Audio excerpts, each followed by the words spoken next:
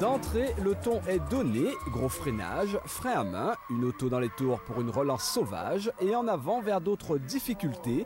L'exercice, regardez bien au ralenti, est spectaculaire, impressionnant, qui plus est au volant d'une auto durement sollicitée qui ne demande que cela, à vrai dire. Une Mini Cooper en plein ballet de figures acrobatiques, il n'y a que dans les films d'action que pareil scénario se savoure. Les acteurs de ce tournage inédit ne sont que nos champions de la Guadeloupe automobile, réunis autour d'un événement, le premier trophée des Masters des championnats de la Guadeloupe d'hier et d'aujourd'hui. Il fallait y penser. Le sport automobile a besoin aujourd'hui de trouver des nouvelles sources d'énergie et de réflexion. Bon, nous, on considère que quelque part, le sport automobile fait partie du marché de l'automobile. Et donc, par conséquent, nous sommes très honorés d'être les premiers à organiser la première édition du Trophée des champions. Certes, réunir les plus rapides de la compétition automobile, excite Christian Bourreau, autour d'un seul et même exercice, est un beau spectacle de confrontation. Encore fallait-il leur donner un atout de taille, une mécanique digne de leur coup de volant. Les pilotes guadeloupéens, c'est comme les pilotes de la planète entière. Ce sont des gens qui doivent être choyés, ce sont des gens qui doivent être véritablement appréciés à leur juste valeur. Et c'est aussi un peu ce message qu'on a voulu faire passer aujourd'hui, dans un état d'esprit de camaraderie et de fraternité. Et bien sûr, dans les paddocks, le sourire se lit sur les lèvres. Les pilotes eux-mêmes ne pouvaient rêver meilleure opportunité. Une journée exceptionnelle, une journée grandiose.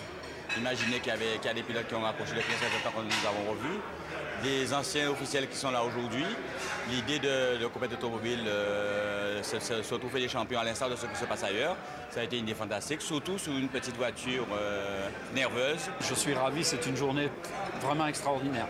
En ce qui me concerne, ça m'a permis de ressortir un peu du placard. Bon, c'est vrai que j'ai arrêté depuis 5 ans. C'est très difficile, mais le but aujourd'hui, c'est vraiment de s'amuser. Et puis ça me permet de rappeler à la jeunesse que c'est vrai que j'ai gagné le championnat en 86 et en 87, en 85 et en 87. Alors les choses ont bien évolué, mais aujourd'hui on a la chance d'avoir une super petite voiture qui pourrait très bien faire de la compétition très rapidement. Je crois que l'auto est très agréable à piloter, en tout cas très amusante. On s'amuse bien, comme je dirais, en toute sympathie.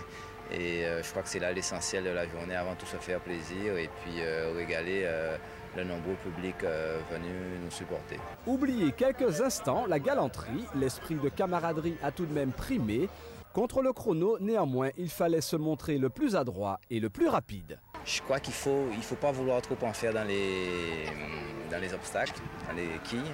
Par contre, à Jarry, on connaît Jarry puisqu'on a l'occasion de le faire en spécial. Ce sont des routes qui glissent énormément compte tenu de la poussière qu'il y a sur le revêtement.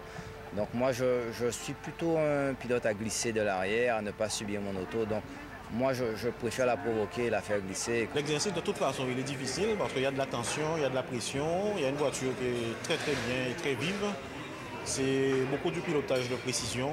Donc dans tous les cas de figure, même si c'est une grande réunion du sport automobile aujourd'hui, il y a toujours un peu de compétition, il y a toujours un enjeu. Donc de là, ça rend ça donne à la chose un caractère un peu difficile. Je ne suis pas un grand technicien, mais je le trouve très bien. Il s'apparente un peu au rallye par certains côtés. Et puis par certains côtés, il faudrait être très pointu sur les trajectoires, mais c'est très intéressant. Pour mieux comprendre l'exercice demandé, montons à bord avec notre expert Moïse Izima-Mirin. Départ. Après l'enclenchement du second rapport, on a une première difficulté avec des chicanes à quinconce. D'abord à droite, à gauche, à droite, puis à gauche. On sort et on peut lancer le véhicule, passer le troisième rapport, afin de rentrer sur un freinage très fort sur le second obstacle.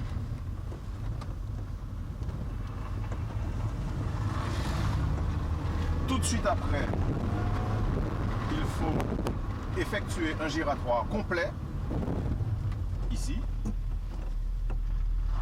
pour se retrouver en débraquage fort sur le prochain giratoire situé à 150 mètres. Là, après avoir refait un tour complet, nous allons attaquer un obstacle supplémentaire qui doit nous permettre d'effectuer une sortie sur ce virage moyen qui débouche sur l'obstacle suivant. On n'a guère le temps de changer de rapport car les obstacles se succèdent de façon extrêmement proche, ce qui empêche au véhicule d'être trop lancé. Et donc, de l'extérieur, cela donne ceci.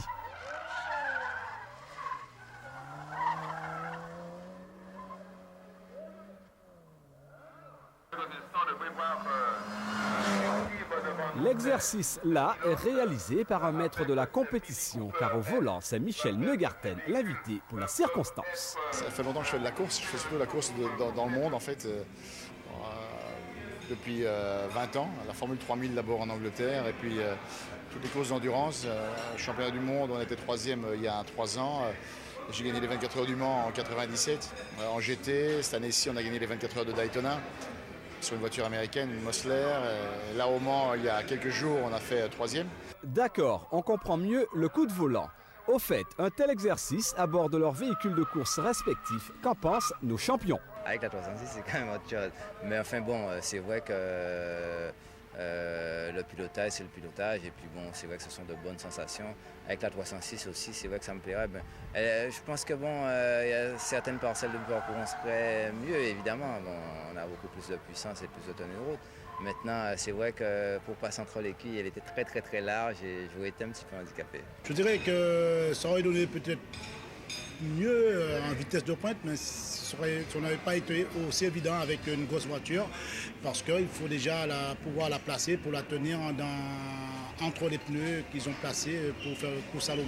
Ça aurait été moins bien parce que vu les chicanes, vu le circuit en lui-même, les difficultés, la Mitsu est un peu plus longue, elle est 4 roues motrices.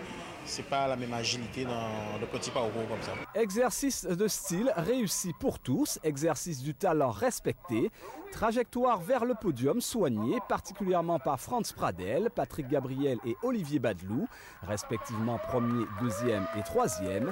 Palme d'or à l'équipe Copette Automobile, concepteur du trophée des champions, dont on attend vivement l'édition 2004, annoncée d'ores et déjà plus relevée.